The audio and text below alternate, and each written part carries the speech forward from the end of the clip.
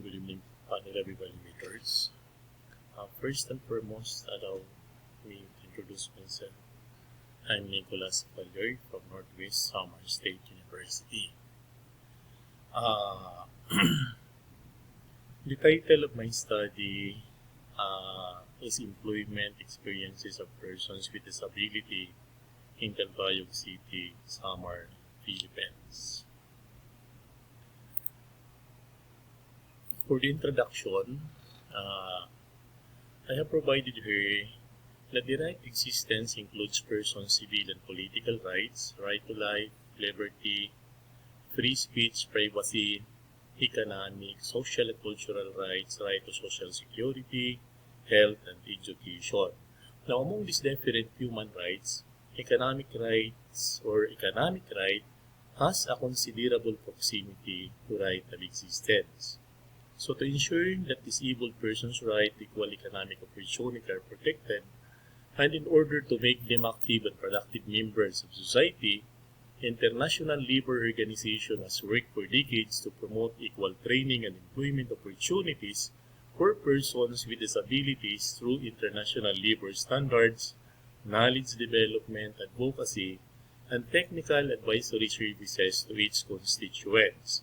Now, in order to answer the universal call for equality, the Philippine government passed Republic Act 105-24, an act expanding the positions reserved for persons with disability and amending Republic Act No. 7277, otherwise known as the Magna Carta for Persons with Disability.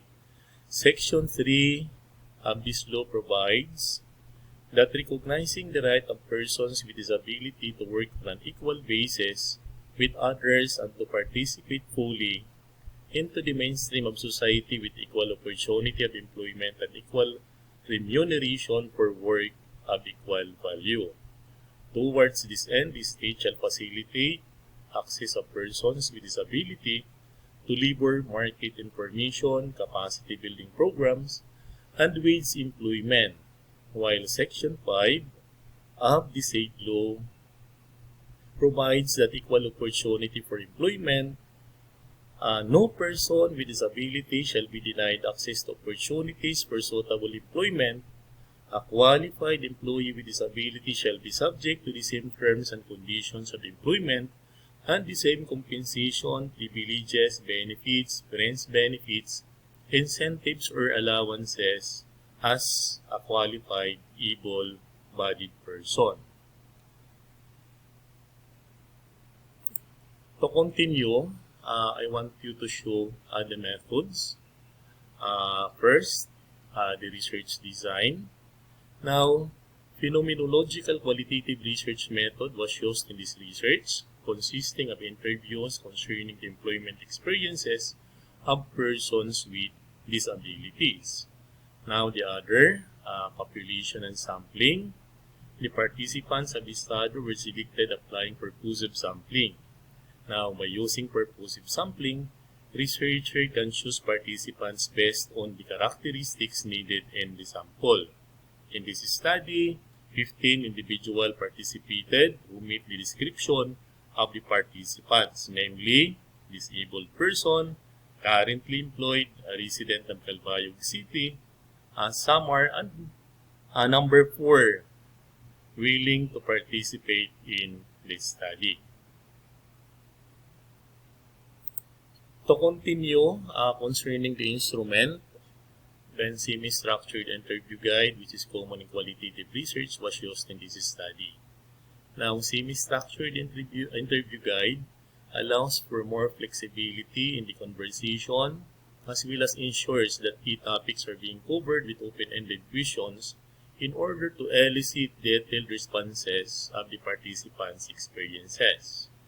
Data collection, in terms of gathering of data, again, semi-structured interview was used. This involves asking participants a set of open-ended questions and following them up with proof questions to explore further the response and the topic of interest. The interview content was validated by experts. Further, researcher provided an agreement with informed consent confidentiality, time and place, commitments, permit to record, and explained research ethical principles. For the data storing methods, the researcher used note-taking and dialogic form interview. Then for data analysis, the following steps were provided. Number 1, sense of the whole. In this part, one reads the entire description in order to get a general sense of the whole statement, and often takes a few readings which should be approached contemplatively. For number 2, or the second step, discrimination and meaning units. Once the sense of the whole has been grasped, the researcher returns to the beginning and reads through the text once more, delineating its transition in meaning. For the third step, transformation of subject's everyday expression into psychological language. Once meaning units have been delimited, then for the fourth step, synthesis of transformed meaning units into a consistent statement of the structure and the experience. Then for the last step, this refers to the final synthesis. The researcher synthesizes all of the statements regarding each participant's experience into one consistent statement that describes and captures the essence of the experience being studied. Then for ethical consideration, to strictly adhere to ethical consideration, the researcher observes the following: voluntary participation, informed consent, anonymity, confidentiality, potential for harm, and results communication. Then for the results and discussion, from the analysis of data, 3 themes resulted. For the first one, it was flexible work schedule. Then for the second one, permanent status of employment. Then for the third one, increase in salary. Accordingly, these 3 themes suggest that irrespective of inequities, persons with disabilities still hopes to be employed in order to do away from being a financial burden to their families. They wish that they will be granted with flexible work schedules, permanent status of employment, and be given with an opportunity to improve their economic standing through increased salary. Now, taking into consideration number 1, or the first theme, which is flexible work schedule.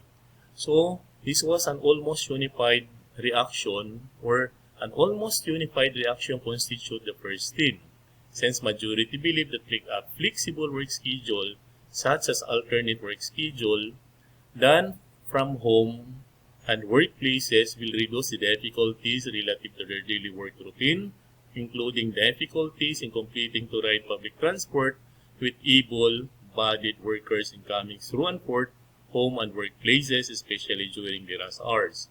In addition, most of the participants hope that flexible work schedule will also reduce their struggle due to lack of facilities for PWDs in some of their workplaces. So most of the participants show how valuable the concept of flexible work schedule to them, taking into consideration their physical conditions. So the following statements were provided by the participants. Accordingly, for number 1, happy if granted, it will be a big help to our daily hardships. Number 2, I hope that employers will listen to us. Number 3, it will be good for us and for more output. Then for number 4, it will reduce difficulties brought by the rush hour. And for number 5, we can focus more on work. Then for the second theme, permanent status of employment, a situation that requires urgent consideration reflected in the second theme. It seems that PWDs are less given with opportunity to have permanent status in their employment. In general, PWDs are complaining of the temporary nature of their employment resulting to unstable livelihood and uncertain future. So this was illustrated in the following statements of the participants. Number 1, I already work for different institutions. I never became permanent due to my disability. For number 2, permanent status will bring me a bright future. For number 3, it will assure me of a livelihood for a lifetime. And for number 4, a great help to my family's finances. Then the third theme, a salary increase. Accordingly, salary increase will help improve the economic conditions of PWDs and their family. They are hopeful that this will provide them with a more stable future. They have great hope that this soon or this will soon be realized. This was illustrated by the following statements of the participants. So looking forward for increase in our salary, increased salary will help us provide our needs. Number 3, we can help the financial needs of our family. And for number 4, we can provide our own needs without asking from our family. Thank you very much. That ends my presentation. Again, thank you.